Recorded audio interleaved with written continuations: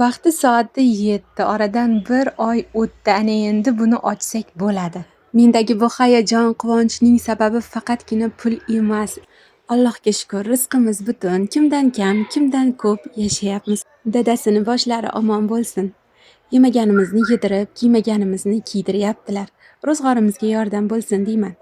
Yana isbotlamoqchi bo'lgan bir narsam bor. Uyda o'tirib ham bemalol pul topsa bo'ladi. Faqatgina o'zingizga mos yo'nalishni topa bilishingiz kerak. Hammaning o'z qiziqishlari bo'ladi.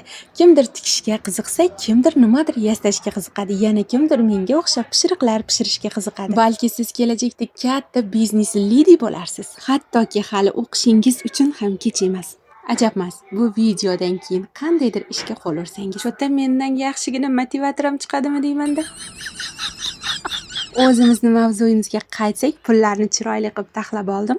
Tangalarga ham ko'zingiz tushgan bo'lsa kerak, 1 so'mni 1 so'mga urib, deydi-ku, 2.700.000 yig'ibman, oltida yana 600 so'm tangasi ham bor. Sizlarga bitta savolda, endi shunda 2.700.600 so'm deyiladimi yo 2.700.600 so'm deyiladimi?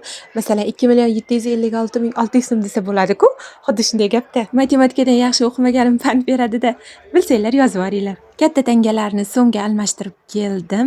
600 so'm demaylik, kartochka pes qilib yuboramiz. Endi so'raganlarga 2.700.000 desam yaxshi eshitilmaydi. 3 million desam chiroyli eshitilar. Sponsorim bor-ku, dadasidan 300.000 pul oldim, lekin menga 300.000 so'm berganlarni hali o'zlari bilmaydilar. Xullas qizlar, 3 million naqd meni so'raganlarga Fransiyaga. Eiffel minorasini ko'rgani ketdi deb qo'yaverasizlar.